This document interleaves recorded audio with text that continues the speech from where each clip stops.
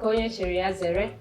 Taa bụ Tuesday ahịa afọ mkpụrụ abalị 12 n'ime ọnwa 12 ọnwa ekeresimesi nke afọ 2023. Eji maka na mere ọfụma ebe ahụ ịnọ ka chi fọrọ taa fotere gị ihe ọma. Aha mbe Emilia Onyechi Nwankwọ kpọọ m Adaoledo. O webụrụ n'ihe omume anyị ka o si mee nke anyị kpọrọ newspaper review n'olu nwa bekee ka anyị nọ kpọmkwem na nke taa. Eji maka na ịchọ ịdị njikere ịnụ ka o si wee mee n'akụkụ gị n'ụwa niile ọkachasị n'ala anyị bụ ala Igbo. Mụ na Maazị Mike Onovo nka na-anọrịkwa onye isi ozi n'Ugwumba telivishọn. Biko kene ọhaneze. Ebube gbanye ekene unu anyị na-asị nke onye chiri ya zere dịka anyị batara n'ụbọchị tata ime nke anyị kasị eme bụ iji asụsụ Igbo wee tapịara unu ọtụtụ ihe dị iche iche. Anyị na-asị unu biko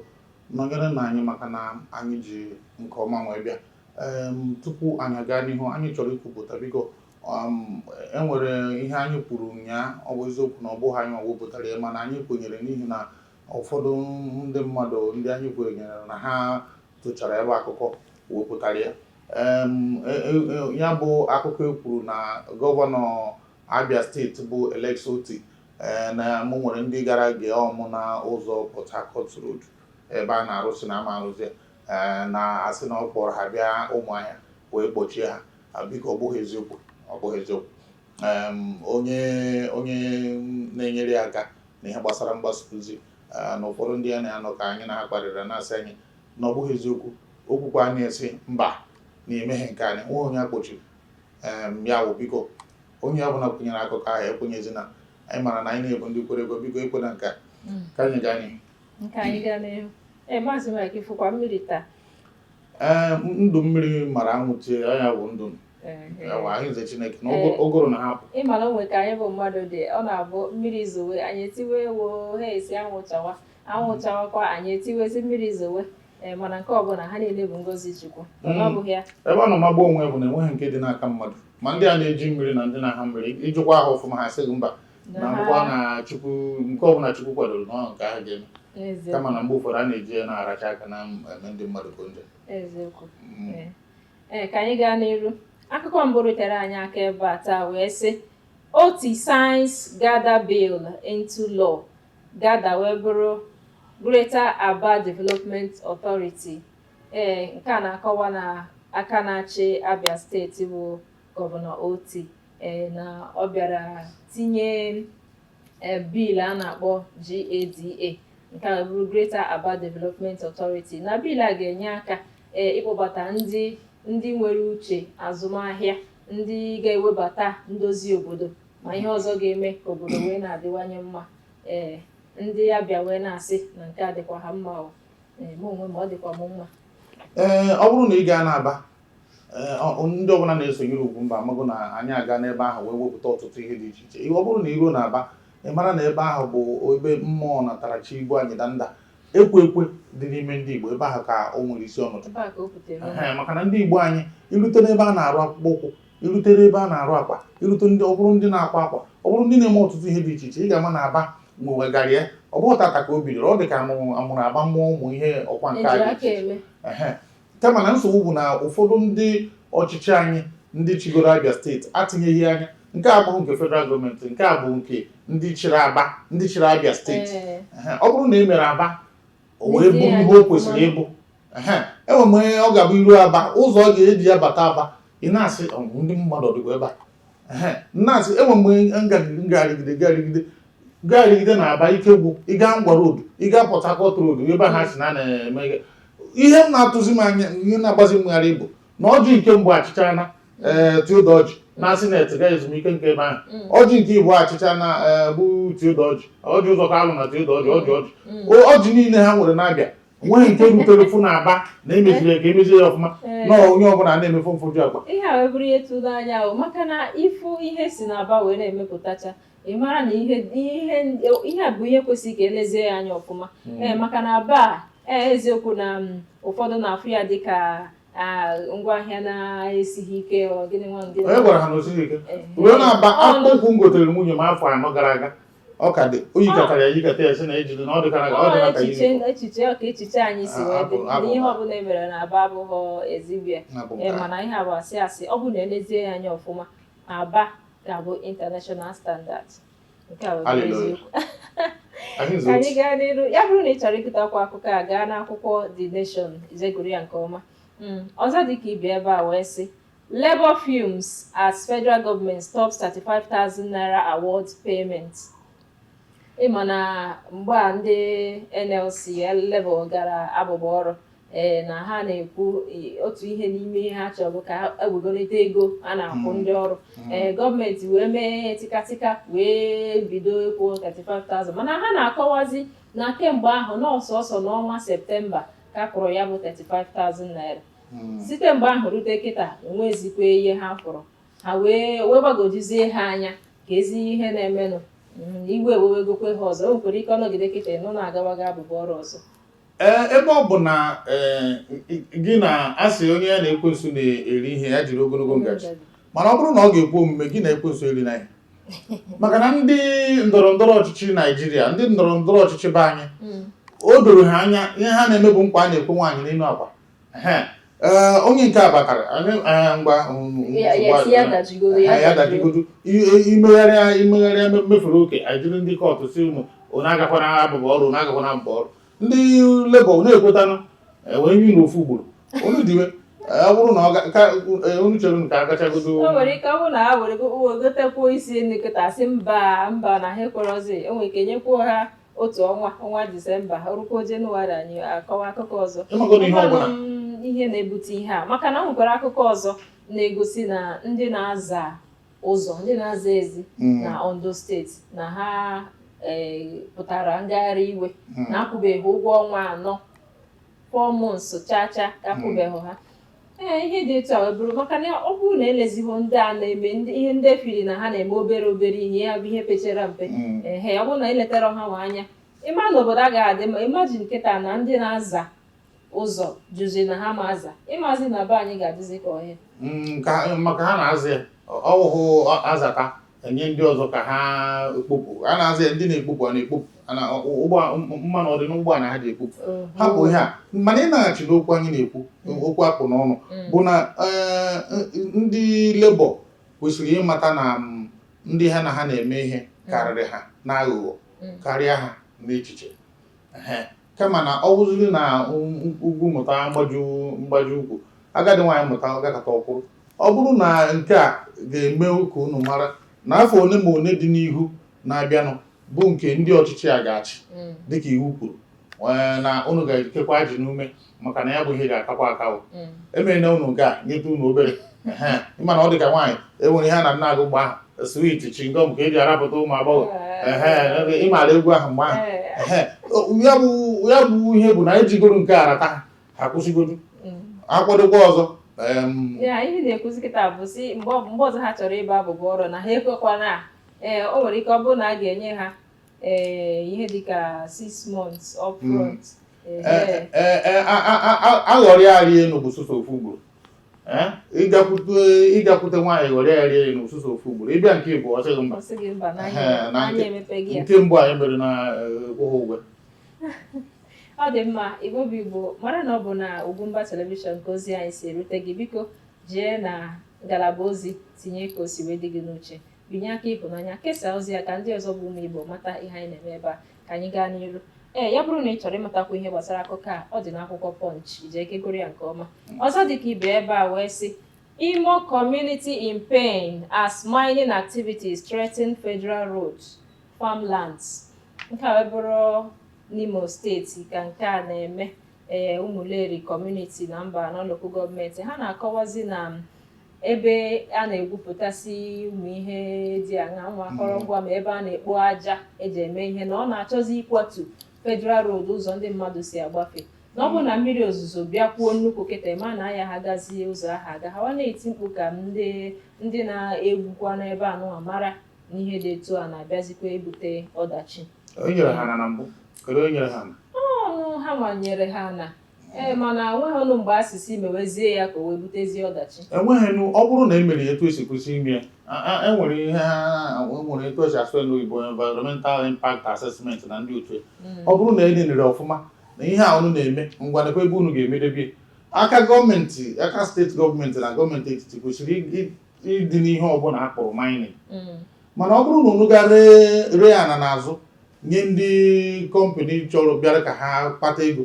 ihe ọbụla ha mewuziri nke aha gbasara kama na ama m na ihe a ha na-ekwu kịta kwụsịrị ime ka isi nọ n'Imo steeti ndị gọọmenti Imo steeti biko hope biko tinye anya ihe a gọọmenti Imo steeti ọma maka ya federal gọọmenti ọma maka ya maka ihe ọbụla gbasara mining gọọmenti na-aba kwụsịrị ịma maka ya ka ọ ga-abụ enwere etu esi mewu ihe dị etu a dị etu a asị ndị ahụ ha dajụọ nsogbu bụkwa nkịta na ụmụaka ịma ndị yutu kwesịrị ịgasị ndị a ọnụ kwụsị ọrụ ma ọ bụ ihe na ikekwe ọ bụrụ na ha agbapụchana n'ihi nchụgharị na ogbugbu ụfọdụ mpaghara n'Imo steeti ya bụ mmadụ ebe unu si rie enu nsogbu etu ahụ ibu. Nigerians groan as naira scarcity persists nationwide and basic needs exceed real income. Nke a ọ bụrụzi na ihe a na-akọwara mmadụ akọwa anyị amarago ka obodo anyị si wee dị ụmụ Naijiria na-etizikwe mkpu na ego eji azụ ahịa na ha fụwazikwa anyị mana mgbe anyị mere ihe gịnị nwanụ cashless policy ndị mmadụ na-atụzikwa ụjọ kịta enweta some states a sị na ndị mmadụ na-amịchazi ego ha na-edowe n'ụlọ maka na anaghị afụzi ego n'anya mana ndị CBN na ha sịkwa n'aka nke ọzọ si onye ọbụla atụ n'ụjọ na ihe dị etu a abụghị eziokwu na ha nwere ego juru eju wee bara abara ga-ezu onye ọbụla gbachaa nkịtị ha na-atụ asị onwe ozi onye ma nke a ga-ekwete ndị a na-atụ asị ọ dị ka abịa ime fuelu chọọ ịkọ ndị NNPC asị na fuelu juru na be anyị fuelu dị ebe ọbụla abịa ha n'ime ha sị na o juru eju ojukwu na-eju kedụzi ebe ọ dị akwụghị ya isi na naira ma nke mefiere gara bie mgbe ahụ ego niile o bipụtara asịsị riwe ma nke ochie ma nke ọfụ anọkọtazi kịta ha na-asị o si na steeti Sokoto ọ banye na Naija o si na Naija bata Abuja o si na Abuja ọ bata na Lagos nke bụ na ị gaa na ụlọ akụ kịta sisi nye elu ihe dịka 300,000 bụ kirikiri ego ọ bụrụ dịcha a ga-asị gị na ị ga-adị a ga-akpapụghịtụ obere enyetụ gị enyetụ nnụrụ mbọsị a na ndị CBN bịara sị ebe ọ bụ na ewere iwu onye gburu mbụ si na ọ bụrụ na ị weta ego karịrị 500,000 bịa ka itinye n'ụlọ akụ na a ga-achaji ha dezie akwụkwọ si chajizi na onye ọbụla wetara 500,000 ka ndị mmadụ wee nwee ike ịdị na-eweta ego n'ụlọ akụ ọ bụ ịkụnye ewu mmiri bụ isi anyị ka ndị sịrị na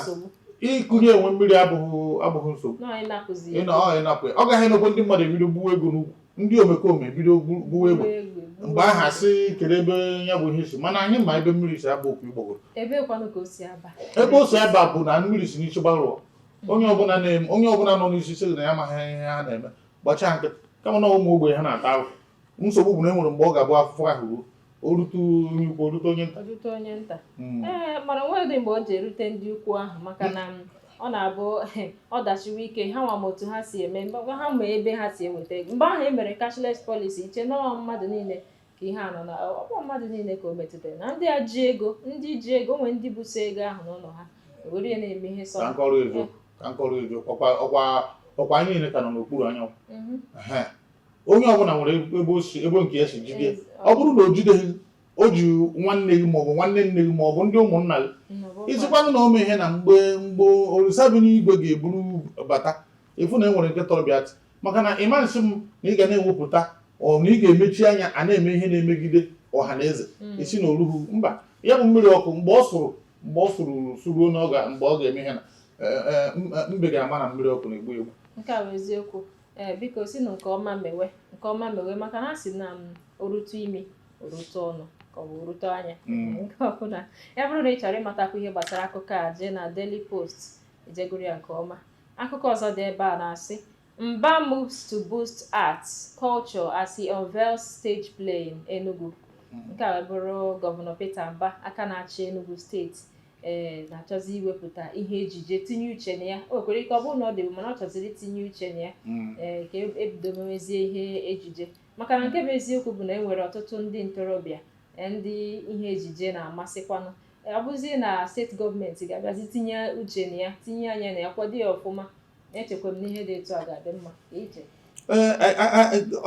Ana m eche mbọsị m ga-enwe ohere afụ m n'ụmba n'ihu n'ihu. Enwere ọtụtụ arụ kara itinye maka na mgbe ụfọdụ obere ihe bụ ihe na-emebiri mmadụ ihe. Irute mgbe ihe ejije Nollywood bidoro n'Enugu bụ isi ọnọdụ ha. Na Nollywood pụrụ n'Enugu bụ maka na ụmụ kịrịkịrị ụmụaka ndị cult na-abụ abịa ha ewere egbe soro ndị na-eme ejije esoro ha na-agagharị oru ha na mbọsị ha na-asị ha ise rap ure ejide egbe kechie ha nara ha teepu ha ji rụọ ọrụ. Nke ahụ abụrụ kidnap. Ekidnapụzie teepu eji rụọ ọrụ ọ dịwazie dibịa kwụọ ego onye dị etu a ka iwe gbapụta ya. Ụmụ obodo adịghị mma ahụ bụ ihe mere ndị mmadụ ndị ejije ji si n'Enugu wee pụọ gụnyere ụmụ ihe ndị ọzọ maka na anyị maara na ọ bụrụ na ịchọ ebe a ga-eme ejije n'Enugu ọ dịghị ka kịta ọ na-abụ ịbịa na-egosi anyị ụlọ ndị Benue ụlọ ndị ihe na-asị n'ihe na n'ime Igbo maka iru Asaba ya ọ bụ ụmụnna anyị ọkwa ndị Igbo mana ile anya ụdị ụlọ dị ebe ahụ na ọ bụrụ na ịchọọ ime ihe ndị Igbo obodo ọbụkewe ihe eji mara ndị Igbo ụlọ akịrịka na ụlọ ihe na nke a na-afụ ebe ahụ dị iche na nke eji mara ndị Igbo. Mana oke ka mmadụ ga-eji bata n'Enugu ụmụ ihe na etu a hapụ nara ugbu a ịfụgo na o meela ka akụ na ụba ndị Delta steeti malite elu. O wee bụrụ na ihe ahụ ndị Enugu na-enwetaghị maọbụ ha tụfuru ka ndị Delta chiziri aka na abụghọrọ ịrụzie Delta enwere ụmụ họteelụ dị agha a na-eme ihe maka ndị Nollywood ọ bụrụ na anụ na nke ga-eme a maara na ọ na-ebute ọtụtụ ya mere biko mba gọvanọ anyị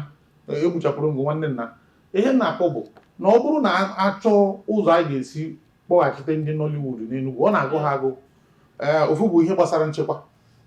ahazizie ihe n'ụdị pụrụ iche. Ọ dị ọtụtụ ihe ekwesịrị ime ịkpọghachite ndị Nollywood ọ bụghị sọsọ tiyeta bedebere n'ime Enugu taụn. Onweghị ga-anọkọta ọchọ ime na ị chọrọ ịga mee stage play ị gaa ihe dịka n'ime ime obodo ka a ghara ịkpa afọ ha ka ị gaa n'ime obodo ga mee ihe ị na-ekwukwere na stage play bụ sọsọ n'ime Enugu taụn ka ọ dị. Ịma m nọkọta ịbawanye ihe na ya bụ na ọ bụrụ na ị chọọ imezije ka imeti ya ọfụma biko mee ihe ahụ ga-eme ka ndị Nollywood na-achịta n'Enugu. Nke a wee bụrụ kpọmkwem n'isi nke ihe kacha wee dị mkpa na ihe ị na-ekwu bụ nchekwa. Nchekwa bara uru ime ha na ka enwee nchekwa n'Enugu. Ị nweziri ike tinyegasị aka maka na mgbe ama m na mgbe ndị Nollywood pụrụ gaa Delta steeti onye dịka RMD enwere ụmụ mbọ ha gbagasịrị gakwucha ndị họteelụ dị agha akwụma na ọtụtụ họteelụ mechiri n'Enugu ozugbo ndị ihe na-apụ dịka Govt ha na ndị otu ya ụmụ họteelụ ebe a ndị ihe na-anọcha mana garike n'ebe ọkụ na-ahụ gasị ụfọdụ n'ime ha emechie na ahịa etocha n'ebe ahụ maka na enweghịzi ndị ahịa na-agakwuta ya bụ na ọ bụrụ na eme ya na ọ ga-ebulite ihe gbasara azụmahịa na akụ na ụba n'Enugu steeti. Julaị niile anyị nọ n'Enugu wee shuto amara m na ndị obodo anyị nọ ebe ahụ ga mee ya ha na-asị kemgbe unu ga na-achịta ọzọ kemgbe unu maka onye ọbụla ma ndị na-ere pure water ma onye ọbụla ihe dị mma dị mmanụ ihe dị mma maka na onweghị ejighị enyere n'ihe agba n'aka. Nke bụ eziokwu bụ na asị na ewu dị n'ala dị na akpụkpọ ahụ ya. Ọ bụrụ na ihe ejije bụ ihe dị mma ọ na-eweta mmepe obodo na-ewetakwa obi aṅụrị nyere maka na ya bụrụ na ị bịa n'ime obodo mbịa ime ihe ejije ọ ihe ọma ka ọ bụ. Amaghịzi m nke bụ na ndị abịakwute bụzi ha nwa ga-abụzi ihe na-ata arọ. Ịma na ihe ọzọ mere n'ime ya ọ bụrụ na ị na-anya mgbe a batara n'Enugu ọ bịara nye aka ọtụtụ n'ime ndị ama ama n'ejije bụ ndị nọ n'Enugu. Ijeọma ma ji ọsị na nkụzi kwa na-akụzigbu mana ọ na-enwere eke o si dapụta danye n'aka wee soro mee ya ọ gaghị akwụkwọ ya ịjụ ọsọfịa na-emebu mbụ mana nke ọ bịaziri ihe ha niile nata Enugu nọrọ Enugu wee mewe ọtụtụ ndị mmadụ bụ ndị si etu ahụ banye ya mara ha amarụ bụ ndị nọ n'Enugu mgbe e buru ya bata na agada ha. Ya bụ na ndị akara ịkpọkọtago kịta bata na ya bụ ihe gbasara ihe ejije ndị ohere ahụ na-eru uhezi kazi nkụ ijuzie asị na anọzi m Asaba iru tupu iweta ụlọ na Asaba kịta maka na ụfọdụ ma ndị na-eme ihe ejide onye ọbụla gara gbaba na Asaba gabiri ebe ahụ na a na-eme ihe na ma ndị na-egbugharị ike ma ndị na-egbugharị ukwu ndị were ọnatarachi ma ndị na-enwe biko mba mpịakwa okwu a na-agwa gị n'Ugwumba tata biko ị na-akwalite nke a na-akwalite nke a ịchọọ etu a ga-esi mee ya jụọ ọtụtụ ndị hapụ ihe ndị gịnị PA na ndị special assistant na ya na jụọ ndị o doro anya ụfọdụ n'ime ndị isi ejije ndị a ma aha ha n'ime ha bụ producers ndị ga-akpọghachite ihe n'azụ bụ producers ọ bụghị ndị actors ya bụ na ọ bụrụ na ị chọọ ya ụfọdụ n'ime anyị nwere ike inye ndụmọdụ na-anaghị shishi na-anaghị akọbụ maka na o doro anyị anya dịka ndị Enugu na anyị ga-eme ihe ọbụla ka anya bụ ihe nwe isi ọ bụ anyị ka ọ bụ nke a bụrụ eziokwu chagharịa daalụ Maazị Mike n'ikwu ka nnọọ akụkọ ọzọ dị ebe a bụ ihe mere na ngwụcha izu ụka gara aga mana ọ ka dịkwara mkpa na etinyere ọnụ na ya o wee si tension in Anambra's unknown attackers gunned down 7 at Poach night club. Ịma na ihe unknown attackers a unknown gunmen na-abụzi aha baptizim eji enye ndị na-ama ndị omekome na-amara ebe ha dobere isi nke a bụ obodo na Anambra ọ na-adazikwe na Anambra ọhụzikwe so n'Imo ma na Enugu ịnụ anya kịta efu na ụfọdụ akụkọ na-abatazi na Anambra bụkwa unknown gunmen unknown attackers nke a bụ bụrụkwa otu ihe ahụkwa na ha gara gbagbuo ndị mmadụ na Poach night club. Ekwuburu m ekwu na amalite ha n'ihe nkwụsị ya n'ala etu a mgbe a gara tọrọ nwa dibịa akwa ọkụkọ tiwara mgbe a gara tọrọ ya amaara m na ya bụ ihe agwụbe maka na ọ na-abụ agụcha ya agụwabi ya bụ na ndị a banyere n'ọba kịta ụfọdụ ekwere na o nwere ike ịbụ ebe a na-azọgburịta ịgbanyere m agbanyere gị ụfọdụ ekwere na o nwere ike ịbụ na e nwere ndị batarụnụ chọrọ ka onye ọbụla kwenye n'ọha nwa enwere ndị ejiche ka a na-akwụ ha tait n'aka na ọma ihe gbasara nchekwa abụghị ihe na-akwụ na TV mana ana m asị biko Chukwuma Soludo biko tinye anya anyị mana ị na ha agba mbọ maka na amaara m na enwere mgbe ọtụtụ obodo ọkachasị na Nnewi South ihe dịka ọtụtụ obodo na-akwụ tait na-enye ndị ihe na ọ bụghị nke a abụghị ihe na ndị Ọsụmohu ndị ihe ala ma Ọsụmenyi enwere mmara m na enwere mgbe tupu ịbata ebe ahụ a na-adị akwụkwọ dewere na geeti sị gị tupu ị na-emekwa ihe na bịakwafụ anya anyanwụ biko Soludo anyị mana ị na-agba mbọ biko gbarakwa oge ụmụnne anyị ndị na-emekwenye ụfọdụ n'ime unu na-ekwu na ọ Biafra ka enye anyị Biafra mana ọ bụ etu a ka anyị si emekwa Biafra biko ndị nke a na-egbu egbu onye egbuzina maka na ọ bụrụ na egburu na-aga enwere nwunye nke efu emechaa ya ebupụ esi asị na ọgwụ ada abịa ya ahụ na nke aka egbe ada abịa ya ka ọ gwọrọ ọgwụ egbe gwọrọ ọgwụ mma ịgwọgodo ọgwụ mma ịgwọrọ ọgwụ iji 2x2 pịara ihe isi ya bụ biko sipụsị na nwanne na ihe onye eriri nwanne ya na-akpụ o bụkwa n'ọnụ na-akpụ eziokwu nke a bụ eziokwu Igbo bụ Igbo ozo na wee gbachaa e bụrụ ka anyị gụpụtawara gị akụkọ ndị rutere anyị aka taa mara na ya agaghị ala mara mada na anụgbala taa echi bụ nta dịka isi wee mara anyị ga-ewetara gị akụkọ ndị ọzọ echi mana bụrụ na achụ aja ahụ ya udere mara na ihe mere be ndị mmụọ ya bụ binye aka ịhụnanya tinye ozi na ngalaba ozi kesaa ozi a masị ebere Ugwumba telivishọn dịka ị na-eme nke a ihe ọma ga na-agba mgbọrọgwụ n'ime ndụ gị gba m Emilia Onyechinwankwọ Adaoledo nna kedu ọhaneze ka anyị ọ dị mma ụmụafọ Igbo anyị ekene ụnụ ndị na-esonyere anyị na ihe Facebook na YouTube na ọtụtụ ihe na dị iche iche anyị na-agwa ụnụ biko mgbe na-adịghị anya anyị na-enwe olileanya na TSTV ga na-achitekwa ọzọ bụ ebe anyị nwere channel 280 na TSTV ebe anyị na-asụ Igbo 24 hours ụbọchị ọbụla irute ebe ahụ a na-asụ Igbo n'ime nke anyị na-emepụgodo ofe nracha ka anyị na-emetụgodo na-echirikwa mgbe TSTV ga na-achịta azụ Dr. Bright echefu Chukwu ga-agọzi mbọ ị na-agba onwe na-asị biko sonyere anyị gị abụ onye Igbo mana ị na-erikwa na-erutakwa ụlọ anyị na-akwado ekeresimesi nke a bụ eziokwu ka emesịanụ emesịanụ